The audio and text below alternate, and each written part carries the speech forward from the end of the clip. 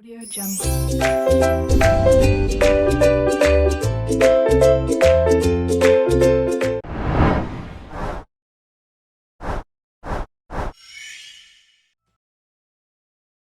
Halo semuanya, Assalamualaikum warahmatullahi wabarakatuh. Perkenalkan, nama saya Farah Fitriani dari Pendidikan Fisika Untirta Angkatan 2019. Video kali ini saya buat bertujuan untuk pemenuhan tugas mata kuliah dasar-dasar komputasi. Nah, pada video kali ini saya akan membahas tentang COVID-19 atau coronavirus dan social distancing. Eh, Tonton terus videonya ya sampai selesai. Sebelum itu, jangan lupa like-nya, subscribe, komen, dan share juga ya semuanya. Saksikan terus videonya. Oke kawan-kawan, nah kesempatan kali ini saya akan membahas tentang COVID-19 atau coronavirus social distancing. Kita pembahasan ke coronavirus atau COVID-19-nya. Apa sih coronavirus dan COVID-19 itu? Coronavirus adalah virus yang menyerang sistem pernapasan, di mana virus ini dapat menyebabkan gangguan ringan pada sistem pernapasan, infeksi paru-paru yang berat, hingga kematian. COVID-19 atau Coronavirus Disease 2019 ialah infeksi atau penyakit yang disebabkan oleh coronavirus. Coronavirus ini pertama kali terdeteksi di kota Wuhan, Cina, tepatnya di sebuah pasar di kota tersebut pada akhir Desember 2019. Di Indonesia, virus ini mulai masuk di awal Maret 2020. Hingga saat ini, sudah didapat data 10.551 orang terkonfirmasi, 8.160 orang dalam perawatan, 1.591 orang sembuh, dan 800 orang meninggal dunia. Nah, gejala dari COVID-19 diantaranya yaitu demam, batuk, sesak nafas, sakit tenggorokan.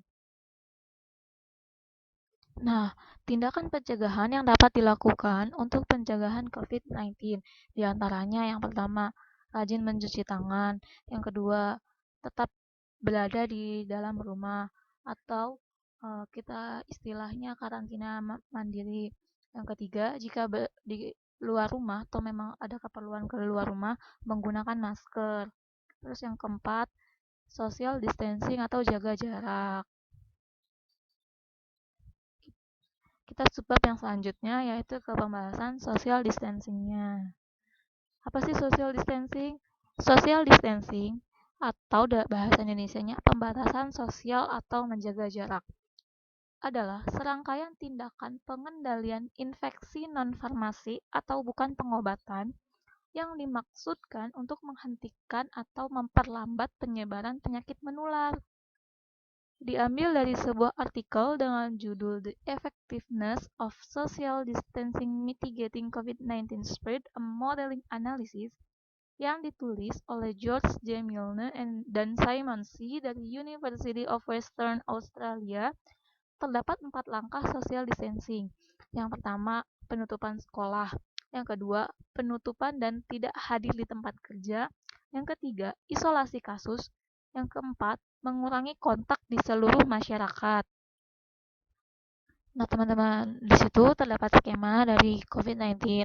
Bisa teman-teman baca ya. Nah, di sini terdapat tabel, yaitu tabel total tingkat infeksi untuk intervensi jarak sosial alternatif dan meningkatkan penundaan aktivasi.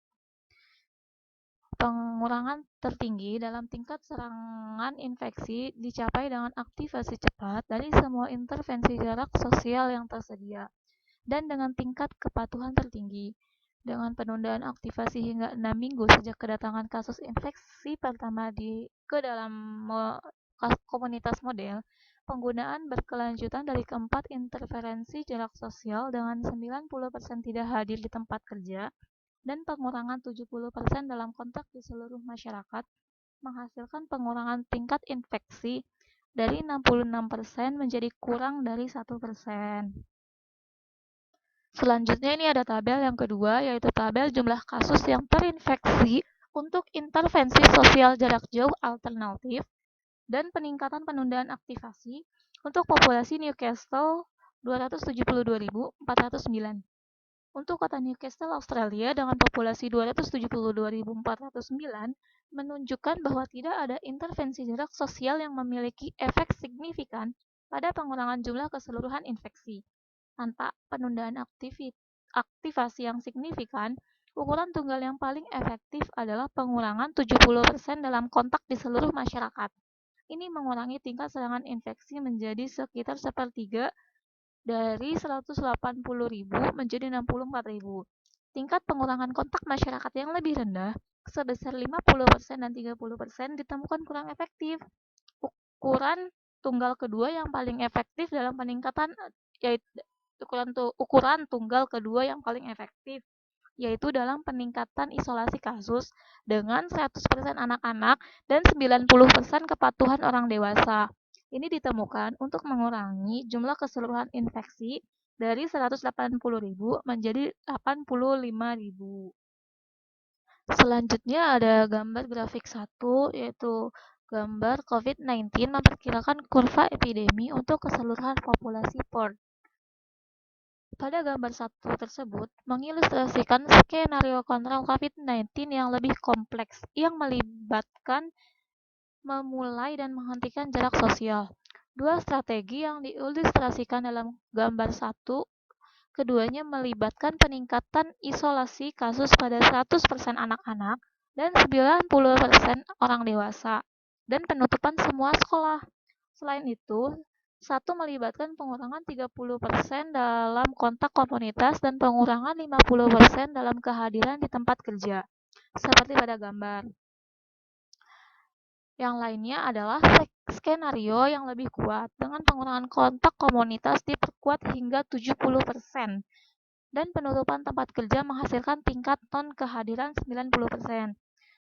Nah, teman-teman, untuk data tabel 1, tabel 2, dan gambar grafik ini, saya peroleh masih dari artikel yang sama, yaitu artikel dengan judul The Effectiveness of Social Distancing Mitigating COVID-19 Spread, a Modeling Analysis, yang ditulis oleh George G. Milne dan Simon C. dari University of Western Australia. Berdasarkan data-data yang tersebut dari tabel 1, 2, dan gambar grafik itu dapat disimpulkan dua kesimpulan. Yang pertama, tindakan jarak sosial gabungan itu ternyata efektif. Dengan semua tindakan diaktifkan secara bersamaan dan 50% tidak hadir di tempat kerja dan pengurangan 30% dalam kontak masyarakat, epidemi lokal dapat dihentikan. Yang kedua, dengan strategi intervensi yang lebih ketat yang melibatkan penutupan sekolah, peningkatan isolasi kasus, 90% tidak hadir di tempat kerja, dan 70% pengurangan kontak di masyarakat, pengurangannya bahkan bisa lebih pengurangan yang lebih besar bisa dicapai gitu. Selain itu, dalam kondisi kita yang saat ini sedang terkena musibah pandemi, saya ingin menghimbau dan mengajak kepada teman-teman semua untuk mengikuti gitu, melaksanakan aturan yang sudah dianjurkan atau sudah diterapkan pemerintah supaya kita laksanakan. Karena jika kita patuh, mudah-mudahan gitu wabah ini dapat cepat berlalu dan kita dapat beraktivitas kembali dengan normal. Nah teman-teman, itu dia tadi penjelasannya. Semoga bermanfaat ya. Terima kasih sudah menonton sampai selesai.